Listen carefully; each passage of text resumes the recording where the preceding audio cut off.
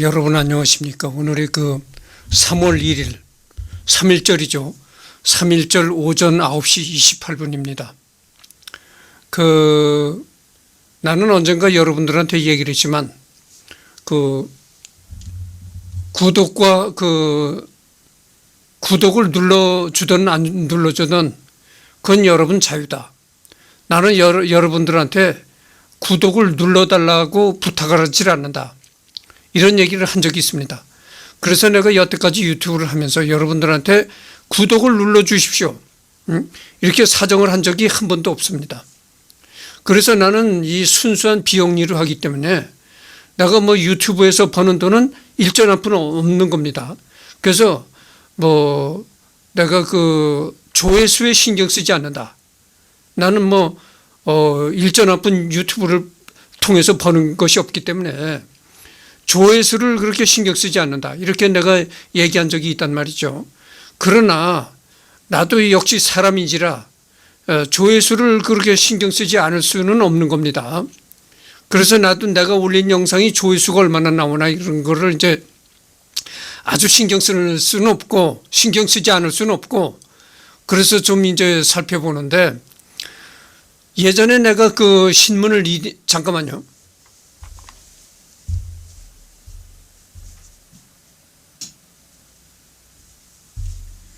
네, 내가 예전에 신문을 리딩하면서 시사 문제를 얘기한 적이 있었잖아요. 그거는 조회수가 얼마나 나오냐면 잘 나와야 20회. 예? 그저 보통 15회. 그뿐이 안 나온다는 얘기죠.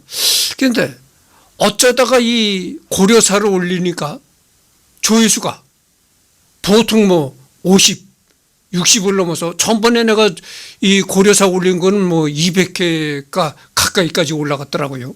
야, 그건 무릎을 탁 쳤습니다. 야, 이게 고려사를 계속 해야 되겠구나. 이 역사적인 역사적인 콘텐츠를 내가 계속 해야 되겠구나 이렇게 생각했습니다. 아니 그냥 일반 신문 리딩 이 시사 문제를 리딩할 때는 그렇게 조회수가 안 나왔는데 이 역사 문제를 다루고서 조회수가 많이 올라가는 그런 결과가 나왔단 말이죠. 그래서 아까도 얘기했지만 조회수에 내가 전혀 신경을 안 쓸 수는 없는 거고 그래서 내가 이 고려사를 계속하기로 마음먹었습니다. 이 시간에 그렇다는 걸 말씀드리고 내가 유튜브에 관해서 늘 고마움을 느낍니다. 고마움을 느끼는 게 뭐냐면은 예전에 내가 언젠가도 이런 얘기를 한 적이 있습니다. 하여튼 이 얘기가 길어지겠지만은 들어보십시오. 나는 인터넷 초창기부터 인터넷을 했습니다. 그래서 인터넷 초창기에 예전에 PC 통신이라는 거 그것도 해보고 또 이후에 블로그도 해보고 또 별도의 홈페이지를 만들어 가지고 별도의 개인 홈페이지를 또 해본 적도 있습니다. 그러다가 유튜브라는 게 생겨 가지고 유튜브를 이제 하게 됐는데 블로그니 개인 홈페이지니 이런 거 했을 때보다 이 유튜브를 하고서부터 상당히 내가 만족감을 느낍니다. 그러니까 유튜브는 블로그나 이 홈페이지 개인 홈페이지를 만들어서 하는 거는 이렇게 텍스트 위주거든요. 블로그나 개인 홈페이지 이런 건 텍스트 위주입니다.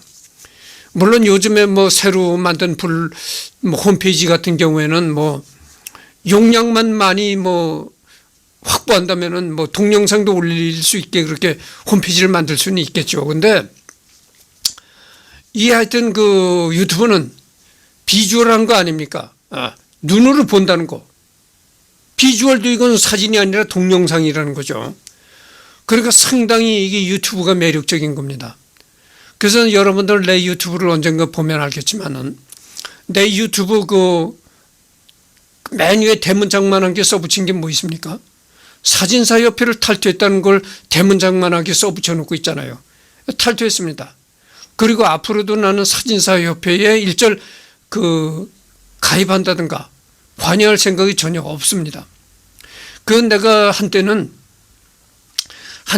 일요일 날만 되면 카메라를 가지고 사진 찍으러 다니는 게 취미였댔어요.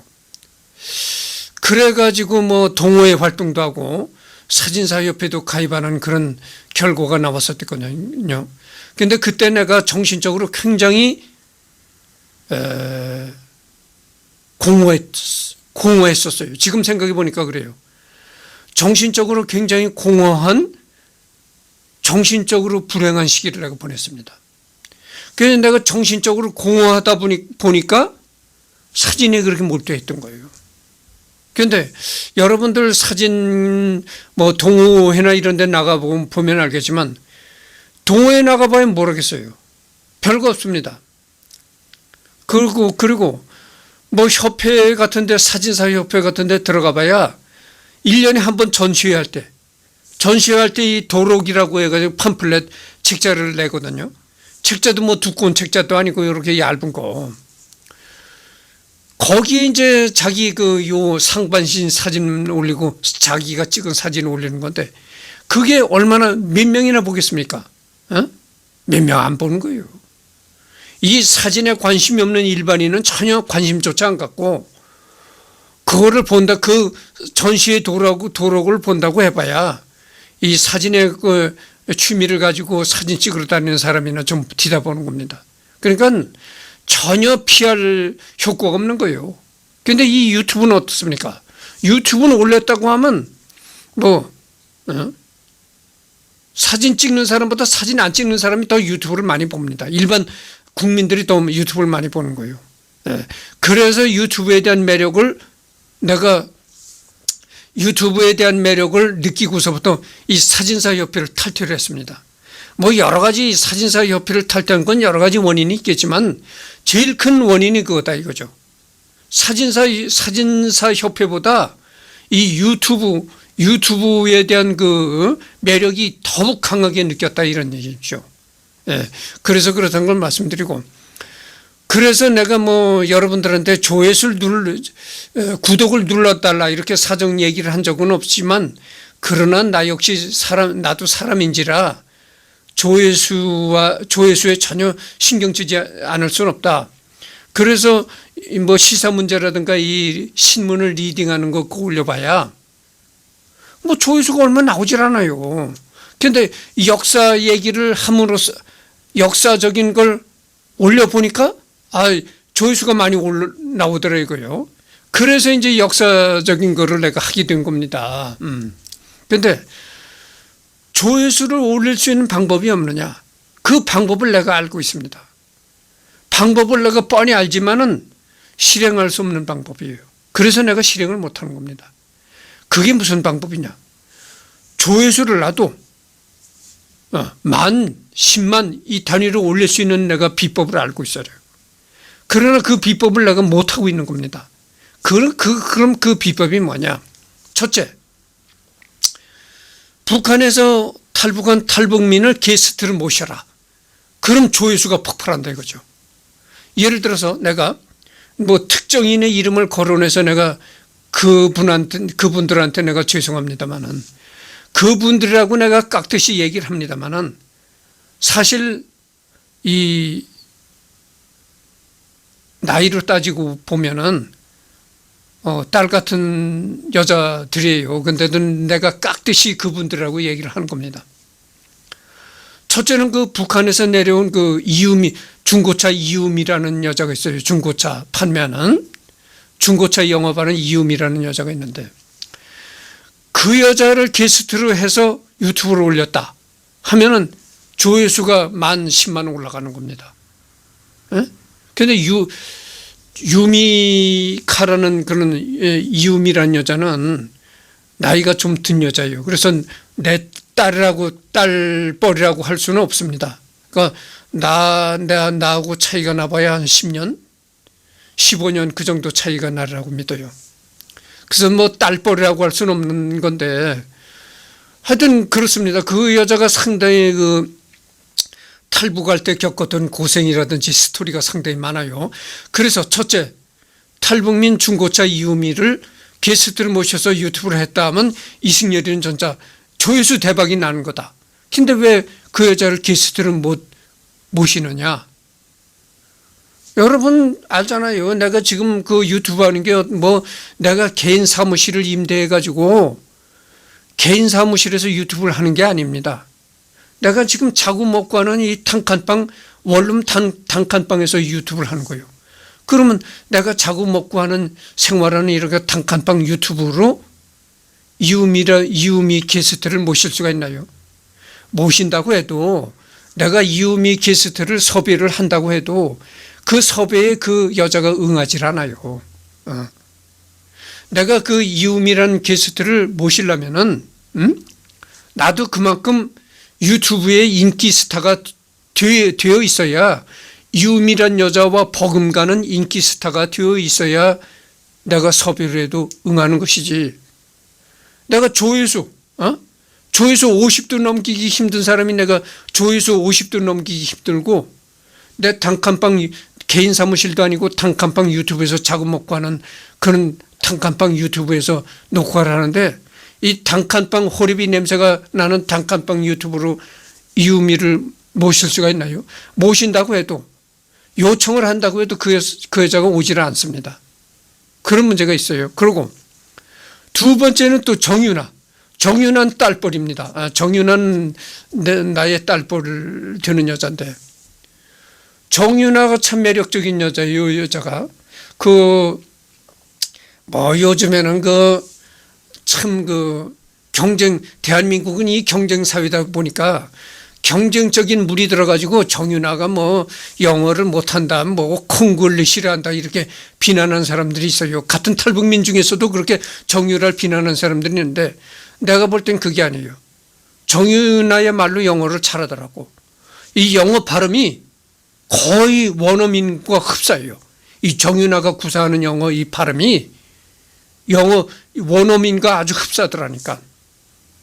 그리고 콩글리시가 전혀 아니야. 그래서 내가 정윤아 유튜브를 보면은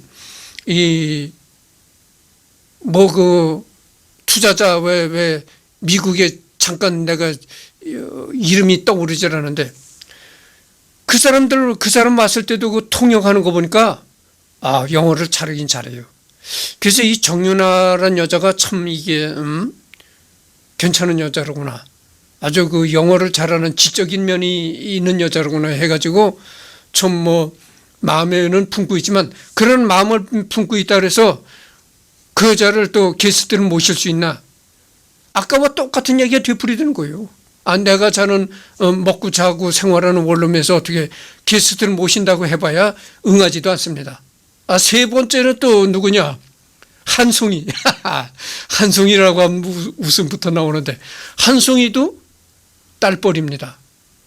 딸뻘 정도의 여자인데, 한송이는 내가 왜 또 이렇게 관심을 갖고 보느냐? 한송이가 너무 천진난만하게 설쳐되는 거야. 한송이 유튜브를 보면 말이지, 어떤 때는 예전에 말광량이 삐삐라는 내가 어렸을 때 그런 연속극이 있었거든요. 말광량이 삐삐라는 그게 외화인 걸로 내가 생각을 하고 있어요. 외국에서 수입해온 영화에다가 우리나라 성우들이 이렇게 말을 붙여가지고 나온 그런 영화인데, 이 말광량이 삐삐라는 영화가 있어서 그 영화의 머리를 양쪽으로 이렇게 묶어가지고 그런 말광량이 삐삐 머리를 하고 나와가지고 설쳐대는데, 참 행동이 천진난만하고 때묻지 않아 보여요. 근데 내가 이런 말을 해서는 한송이가 내가 하는 유튜브 보지도 않겠지만, 내가 얘기를 해본다면 이렇습니다. 아직도 젊어서 그렇다. 조금 이제 쇠파에 더 시달리고 나이가 더 들면은 그렇게 천진난만하게 그런 게 좀 없어질 것이다, 이렇게 생각합니다. 하여튼 내가 한송이도 내가 게스트를 모신다면은 내 조회수 유튜브가 폭발하는 거죠. 그러나 똑같은 말이 되풀이되는 겁니다. 한송이도 내가 게스트를 모실 수가 없는 거예요. 현실이 그렇습니다. 그래서 내가 이 역사 문제를 콘텐츠를 계속해야 되겠다고 생각을 하는 겁니다. 전번에 내가 고려사와 고려 왕들의 집중 분석을 올린 게 70회가 넘어갔어요. 지금 현재 조회수가. 그리고 그 전에 올린 거는 100회를 넘어갔습니다.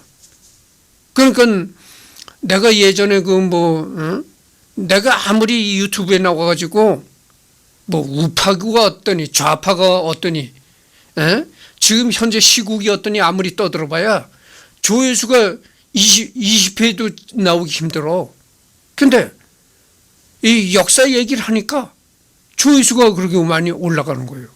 그러니까 이 역사 얘기를 계속할 수밖에 없다, 이런 이제 결론을 내린 겁니다.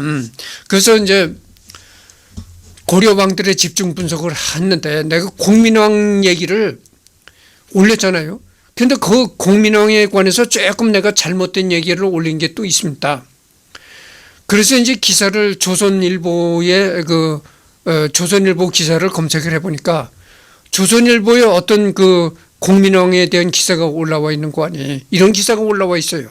그래서 내가 이 기사를, 공민왕에 대한 이 기사를 여러분들한테 소개해 드리도록 하겠습니다. 그러니까 내가 이렇게 여러 가지 역사적인 그런 그 얘기들을 취합해서 이렇게 골고루 올리니까 하여튼 여러분들을 읽어보시기 바랍니다. 이 공민왕이 고려의 31대 임금이잖아요. 근데 내가 소개해 드리겠습니다. 공민왕이라고 하면 남색을 즐겼던 왕이다. 이런 걸 통념적으로 알고 있단 말이죠. 그건 내가 읽어보도록 하겠습니다. 내가 말한 공민왕의 얘기와 다른 이야기에 있어서 올립니다. 조선일보에 수록된 기사 중 일부분을 올립니다. 읽어보시기 바랍니다.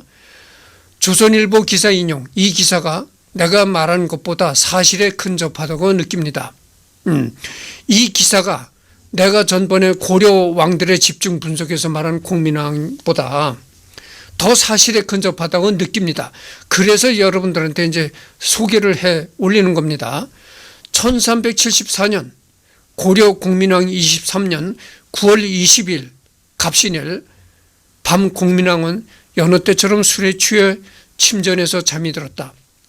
내시 최만생과 총애를 받던 신하 홍윤이 무리를 이끌고 들어가 칼을 휘둘렀다. 만취해 있던 공민왕은 단 한 번 저항도 못해보고 어이없이 당했다.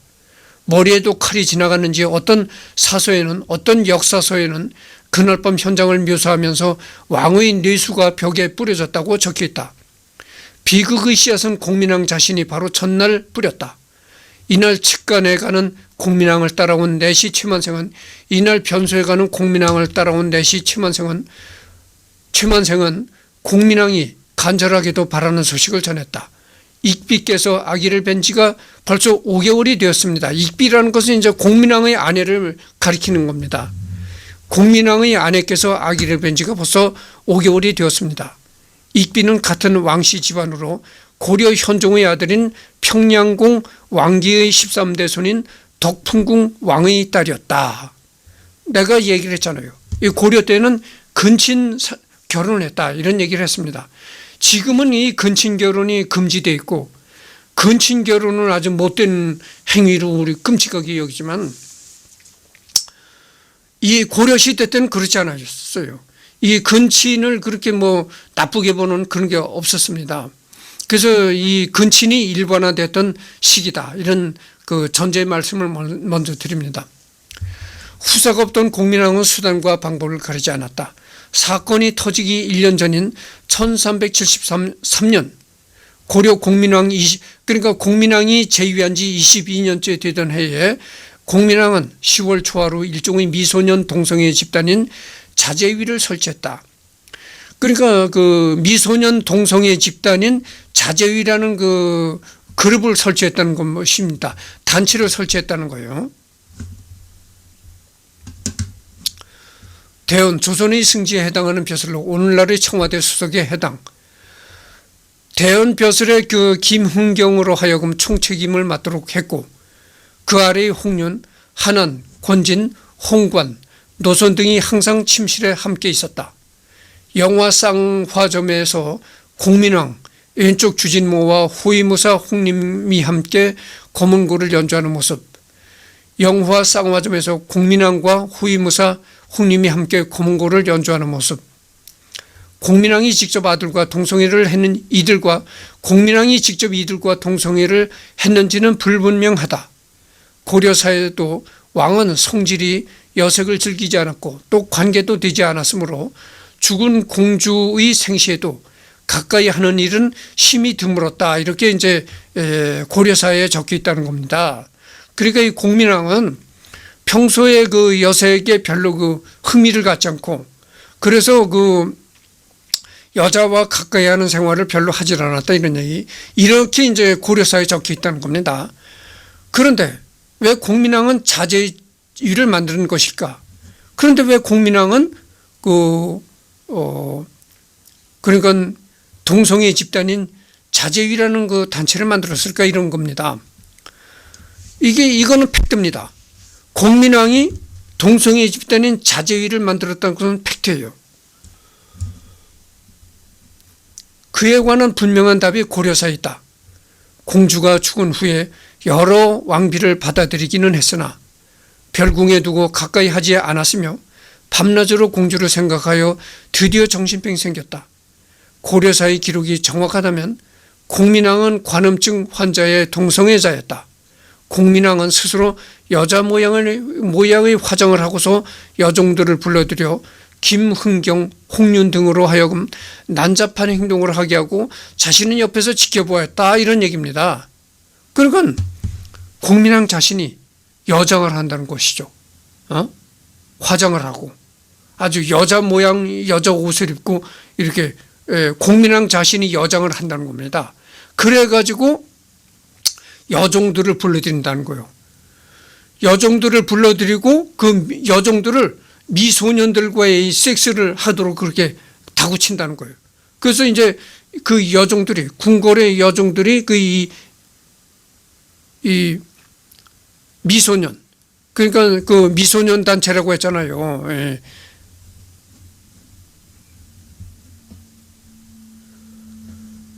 그래서 이 미소년 그러니까 내가 자제위 자제위란 게 미소년이라고 내가 얘기했잖아요. 예. 잠깐만요.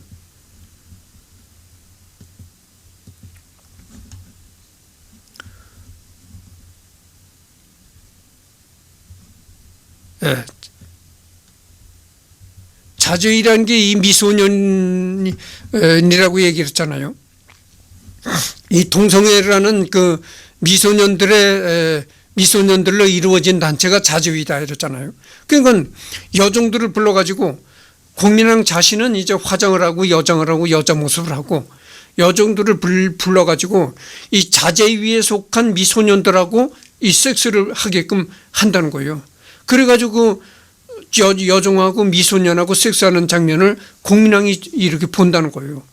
그러니까 이게 참 관음증 변태적인 관음증 환자죠. 그리고서는 이렇게 보다가 그 섹스하는 것을 이렇게 보다가 마음이 동하면은 섹스하고 싶은 생각이 나면은 그 다음에는 이 공민왕이 여장을 했으니까 화장을 하고 여장을 했으니까 공민왕 자신이 그 다음에는 그 미소년들하고 섹스를 한다는 겁니다. 내가 여자로 생각하고 섹스를 해라 이런다는 거예요. 그러니까 자신이 여장을 했으니까 내가 여자라고 생각을 하고 너희들이 나를 덮쳐라 난잡하게 해라 이런다는 겁니다. 그래서 이 난잡한 행동을 하게 하고 자신은 옆에서 지켜보았다. 그러다가 마음이 동하면 홍윤 등을 자기 침실로 불러들여서 마치 남녀 사이와 같이 자기에 대해 음행을 하게 하였다. 그러니까 내가 이렇게 여자 모습을 했으니까 나를 여자로 생각하고 덮쳐라 이런다는 겁니다. 이렇게 하기를 하룻밤에 수십 명을 갈아대고야 겨우 그쳤다 이런 얘기죠. 근데 내가 전번에 지금 24번은 경고하고 있습니다. 전번에 얘기했지만 이 고려실록이 있었지만은 고려실록이 아마 조선시대까지 있었나 봐요. 그래서 그 조선시대에 와가지고 그 고려실록을 이 참고로 해가지고 재기록했다고 내가 얘기를 했잖아요. 조선시대에 들어와서 재기록한 게 바로 이제 고려의 역사다 이런 얘기를 했잖아요. 거기에 대해서 어떤 얘기 나오면 이런 얘기가 나옵니다. 조선 왕조가 들어서고 자신들이 손으로 멸망시킨 왕조의 군주임에도 불구하고 조선 왕실 종묘에 사당까지 지어줄 정도로 국민왕을 대우한 조선이었지만 그의 천성을 잔인하다고 신란했다. 역대 새로운 왕조가 들어서고 전 왕조의 마지막 왕이 성군으로 평가받는 경우는 없다. 물론 공양왕이 있기는 있지만 실질적으로 국민왕을 진정한 고려의 마지막 왕으로 보기도 하므로 고려사가 조선 왕조에 의해 기록되었다는 것을 염두에 둘 필요가 있다. 이거는 무슨 말이냐면은 공민왕 이후에도 왕이 있었잖아요. 뭐 우왕과 창왕이 있고 공양왕이 있었다고 하죠. 그러나 실질적인 고려의 왕이라고 본다면 이 공양왕이 마지막 왕이 아니 공민왕이 고려의 마지막 왕이라고 볼 수밖에 없다고 하죠. 공민왕 이후에 있던 왕들은 뭐 우왕과 창왕, 공양왕 이런 왕들은 그냥 막바지에 그냥 허접이에요. 그러니까 고려의 마지막 왕은 실질적인 마지막 왕은 공민왕이라고 볼 수밖에 없다 그러죠. 그래서 이 새로운 조선 왕조가 들어서고 조선 시대에 이제 그 고려사를 기록했으니까 재기록을 하다 보니까 아무래도 전 정권이었던 공민왕을 좋게 평가할 리는 없을 거다 그거죠. 지금도 그렇잖아요. 지금도 예를 들어서 정권 교체가 되면 전 정권을 좋게 뭐 평가합니까? 뭐 그렇잖아요. 이것도 그런 차원일 거다. 그런 차원에서 이 공민왕을 더 이렇게 과장해서 기록되지 않았겠는가. 이런 것을 생각해 볼 수 있다. 이런 얘기죠. 이게 이런 얘기입니다. 그러나 보십시오. 공민왕을 진정한 고려의 마지막 왕으로 보기도 하므로 고려사가 조선 왕조에 의해 기록되었다는 것을 염두에 둘 필요가 있다. 특히 이성계의 정당성 확보를 위해 우왕부터 신돈의 피줄로 조작해야 했기 때문에 당연히 부왕인 공민왕의 제위 후반기 부분부터 지원해서 기록했을 가능성이 높다.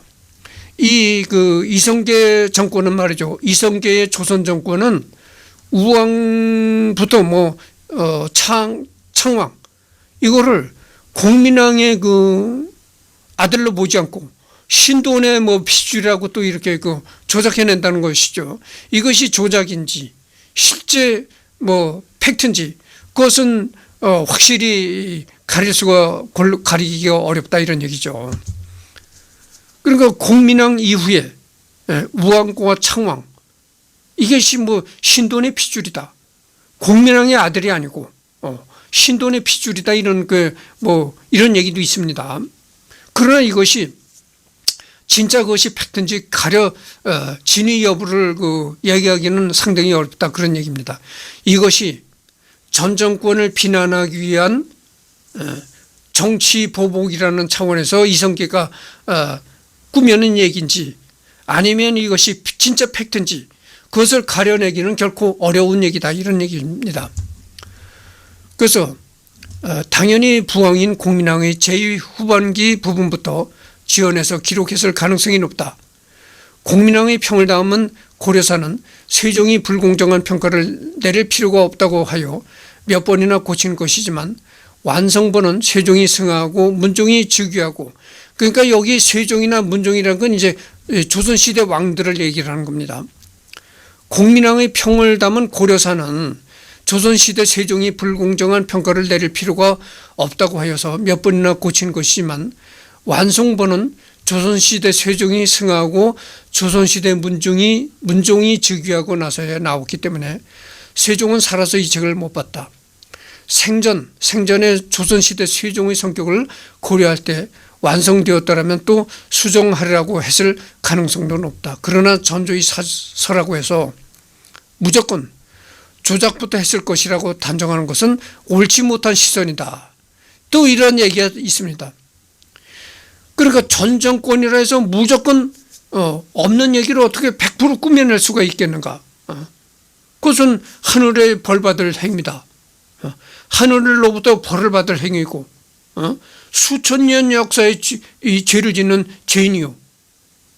후손들한테도 죄를 짓는 거다. 그러니까 100% 없는 얘기를 어떻게 꾸며내서 얘기를 그러니까 허황된 거짓말을 어떻게 꾸며내서 하겠는가 그 말이에요. 아무리 전 정권이 밉다고 한들. 그러니까 이거는 물론 과장된 면이 있긴 있겠지만은 어느 정도 이거는 근거가 있는 사실이니까 이 공민왕이 이렇게 남색을 했다는 건 어느 정도 근거가 있는 사실이니까 이런 얘기가 적혀 있을 것 아닌가 이런 얘기를 하는 겁니다. 그러나 전조의 사서라고 해서 무조건 100% 없는 얘기를 100% 허황된 얘기를 꾸며냈을 것이라고는 생각할 수 없다 이런 얘기죠. 어느 정도 그게 실질적으로 있었던 얘기니까 조금 거기다 덧붙여가지고 과장을 시킨다는 건 있을 수가 있으나 100% 없었던 얘기를 꾸며낸다는 건 날조한다는 거는 뭐 있을 수가 없는 얘기다 그런 얘기죠. 그런 측면에서도 봤을 때 이 공민왕이 남색을 즐겼다는 건 거의 팩트에 가깝다. 팩트라고 생각하면 된다 이런 얘기입니다. 그 증거가 분명치 않은 사건인 우왕의 출생에 관한 건이라든지 공민왕이 자제위를 시켜 후궁들을 범하게 했다든지 공민왕이 말년에 보인 엽색 행각이나 방종이 조작이라고 해도 나머지 사건들은 실제 있었던 일이라고 보아야 한다. 특히 김득배, 안우, 이방실의 숙종건, 신돈을 중용했다가 내친 것과 같은 것들은 조작이라고 볼 수 없는 부분들이다. 언젠가 내가 이 신돈이라는 사람에 관해서 좀 이렇게 깊게 얘기할 때가 있을 것입니다. 기대하시기 바랍니다. 그러니까 고려사를 앞으로 계속하면서 아까도 얘기했지만 내가 이 고려사를 하고서부터 조회수가 많이 올라갔다 이런 얘기입니다. 그래서 계속 할 겁니다. 그래서 이제 앞으로도 계속 할 거니까 신돈에 관해서도 얘기할 겁니다. 이방실은 이성계, 최영, 정도전 등과 같은 신흥무인 세력과 신진 사대부였고 특히 김득배의 제자는 조선 초기에 재평가받으며 존숭되기까지 했던 정몽주였는데 일찍이 그는 김득배의 문생이어서 이 일을 한없이 한탄했다고 한다. 특히 후대로 가면서 공민왕의 아내 노국대장공주가 몽골 출신이라는 것에 대해 윤이이조 사건과 그 뒤를 이은 표전문 사건이 1차 왕자의 난으로 수면 아래로 내려가는 등 정치적으로 안정되면서 본격적인 호평이 쏟아진 것이다 이런 얘기입니다. 그러니까 그 공민왕의 아내가 노국대장공주인데 이 노국대장공주가 바로 또 이제 몽골 출신이다 이런 겁니다. 확실히 삼원수 숙청권만 놓고 보면 근데 이 노국대장이 살았을 때는 노국대장 공주 그 공민왕의 아내 노국대장 공주가 살았을 때는 공민왕이 이런 그 남색을 버리지 않았습니다. 근데 이 노국대장 공주가 일찍 세상을 떠났어요. 일찍 세상을 떠나고 이 공민왕이 아내를 잃고 상처한 후로 이렇게 그 남색을 버리는 짓이 생겨났다고 하죠. 그러니까 또 뭐 박 대통령 얘기를 또 해서 죄송합니다만은 이 박 대통령이 유경수 여사가 살았을 때는 그렇게 그리질 않았잖아요. 그런데 유경수 여사가 세상을 떠난 후로 이 중앙정 부부에서 그렇게 채옹사라고 해가지고 연예인들을 불러가지고 같이 술잔을 기울이고 하는 그런 일이 많아졌다 그런 얘기죠. 그러니까 유경수 여사가 살았을 때는 그런 일이 없었는데 유경수 여사가 죽고 나서 이제 그런 일이 생겼다 그런데 이 공민왕도 그런 거예요. 공민왕도 이 노국대장공주가 몽골 태생의 노국대장공주가 살아있을 때는 이런 그 일이 없었습니다. 그런데 이 자기 아내가 세상을 떠나고 나서 상처한 후로부터 이렇게 그 남색이라는 일이 벌어졌다 이런 얘기입니다.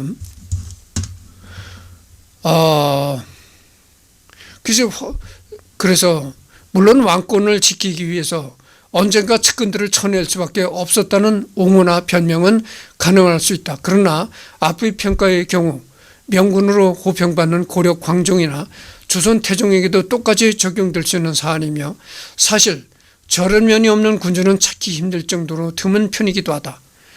그렇지만 지금 상황이 후에 화근이 될 수 있는 측근 및 신하들을 쳐낼 수 있는 때인지를 적절히 판단하는 것에 대해 그 측근들을 확실하고도 안전하게 쳐낼 방법이 무엇인지를 생각해내는 것은 오로지 임금의 몫이다. 결국 공민왕은 그 판단을 그르쳐 버렸고 이 탓에 죽임을 당할까 두려워했던 홍련에게 역으로 시해당했던 것이다. 이런 겁니다. 조선 성종 때가 되면 공민왕은 수양제급으로 묘사되었고 영조 때에는 영조실록의 내용으로 보아 절대로 본받아서는 안 되는 임금으로까지 격하되었다.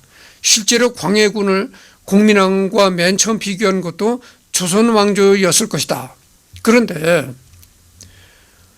조선시대 성종 때가 되면은 공민왕은 수양제급으로 이제 평가를 좋게 했다는 얘기입니다. 그리고 조선시대 영조 때에는 이 공민왕을 절대로 본받아서는 안 될 그런 임금으로 아주 격화시켰다. 이런 얘기입니다. 그래서 이 영조 이후에는 이 고려시대 공민왕을 조선시대 광해군과 거의 같은 급으로 이렇게 아주 나쁘게 평가하는 그런 게 있었다. 이런 얘기입니다. 그러나 우선 말이죠. 우선 우리가 알아야 될 거는 아까도 얘기지만 전 정권을 무차별적으로 이렇게 전 정권과 차별화시키려고 전 정권 이 공민왕을 무차별하게 비난하는 그런 차원에서 이런 얼토당토하는 얘기를 지어냈다. 이렇게 할 수는 없는 겁니다. 100% 있지도 않은 거짓말을 어떻게 꾸며내겠습니까? 설사 과장된 건 좀 있다 하더라도 어느 정도 이거는 이런 사실이 있으니까 공민왕이 이렇게 남색을 즐기고 엽색 행각을 했다는 사실이 있으니까 이런 게 얘기가 있지 않겠는가 이런 얘기입니다. 그래서 이 공민왕이 엽색을 했다는 것은 거의 우리가 사실로 받아들여야 할 문제고 이 엽색 행각에 관해서도 이렇게 자세히 나와 있는 겁니다. 이 조선일보 기사에 이렇게 자세히 나와 있는 거예요. 그러면 왜 홍윤 지자체의 책임자였던 홍윤에게 죽임을 당했는가? 이 얘기가 나왔잖아요. 그러니까 이 공민왕이 의심이 많은 겁니다. 좀 신하들 중에서도 여기 보면 그렇죠. 신하들 중에서도 좀 이렇게 세력이 커지고 이런 신하들이 있으면 의심이 생겨가지고 야 저놈이 저렇게 세력이 커지고 하다가 내 자리를 또 임금의 자리를 도전하는 거 아니야? 이렇게 의심을 해가지고 죽인다는 겁니다. 그러니까 세력이 커진다든가 이렇게 되면은 명망이 높아진다든가 지명도가 높아진다든가 하면은 의심이 나가지고 그걸 죽인다는 거죠. 국민왕이 그런 행태를 벌였다는 겁니다. 그러니까 홍윤도 전번에는 내가 조선 임금을 집중 분석한다 이래서 뭐라고 했냐면 그렇잖아요. 이 미소년들 간의 이 경쟁 심리에서 그러니까 이 공민왕이 이 미소년들을 이렇게 차별 대우했다. 그래가지고 공민왕의 사랑을 받는 미소년들은 괜찮았지만 거기에 사랑을 받지 못한 미소년들이 공민왕에 대한 불만을 품고 일을 저질렀다. 이렇게 내가 얘기를 했는데 그런 것보다는 결국 홍윤이라는 놈이 뭐냐면은 내가 이러다가 공민왕한테 죽음을 당하는 것이 아닌가 이래가지고 먼저 선수를 쳤다는 거죠. 공민왕한테 죽기 전에 내가 먼저 공민왕을 죽여야 되겠다. 이렇게 해가지고 죽였다는 겁니다. 하여튼 이 여러 가지 우리가 역사적인 얘기를 할 때는 한 가지 이 정답만 있는 것이 아니에요. 그러니까 여러 가지로 추측해 볼 수 있는, 유추해 볼 수 있는 면이 있는 겁니다. 그러니까 아까도 내가 얘기했지만 이 미소년들 간의 편애, 공민왕이 미소년들을 편애해가지고 이 몇몇 공민왕이 진짜 사랑하는 몇몇 미소년은 괜찮았지만 공민왕의 그 편애를 받지 못하는 몇몇 미소년들이 그 질투와 원한에 사무쳐가지고 죽였다. 이렇게 생각할 수도 있는 거고, 또 이 조선일보에 올라온 기사처럼 이 지자재의 책임자 홍윤희가, 미소년의 책임자 홍윤희가 공민왕이 원래 그런 습성이니까 부하들을 의심하고 자꾸 죽이고 이런 그 타입이니까, 그러니까 내가 이러다가 공민왕한테 죽는 거 아닌가 이렇게 해서 먼저 선수를 친 거다. 뭐 이렇게 이 조선일보에 올라온 이런 것도 생각해 볼 수가 있다 이거죠. 뭐 이렇게 이런 것까지는 자세히 고려사에 자세히 묘사는 안 돼 있어요. 그러니까 고려사에 기록되어 있는 거라는 것은 홍윤희가 도대체 어떤 마음을 가지고 시해를 했느냐, 이 홍윤희의 마음까지는 기록이 되어 있지 않다고 하죠. 그러니까 홍윤희가 어떤 마음에서 죽였는지 그것까지는 알 수가 없는 겁니다. 그러니까 어떤 마음에서, 질투하는 마음에서 죽였는지, 내가 아까도 얘기했지만 그 공민왕한테 사랑을 못 받아서 질투하는 마음에서 죽였는지, 아니면은 이 조선일보 기사처럼 뭐 이렇게 그래서 죽였는지, 그것까지는 알 도리 없다 이거죠. 그러니까 여러 가지를 우리가 유추해 볼 수 있다, 추측해 볼 수 있다 그거죠. 그러니까 추측해 보는 것은 자유다고 합니다.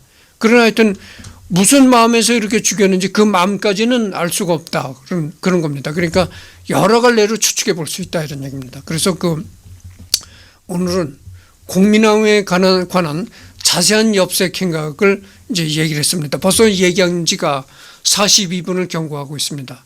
그러니까 내가 또 한 번 얘기를 합니다만은, 공민왕은 이 여종들을 불러서 여종들하고 그 미소년들하고 섹스를 하게 한다는 것이죠. 섹스도 아주 과격한 섹스를 하게 이렇게 한다는 겁니다. 그래가지고 자신은 딱 여장을 하고 화장을 하고 여자 차림을 하고 이걸 남이 섹스하는 걸 이렇게 본다는 거예요. 그러니까 이게 참 변태적인 관음증이죠. 그러다가 마음이 이동하면, 섹스하고 싶은 생각이 나면은 그 미소년을 나를 덮쳐라 이런다는 겁니다. 그리고 나를 여자로 생각하고 덮쳐라.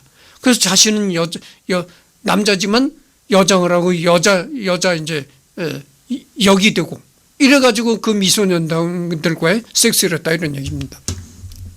하여튼 그래서 오늘은 그 공민왕의 그 엽색 행각에 관해서 조선일보에 올라온 기사를 소개하고 그런 그 시간을 가졌습니다.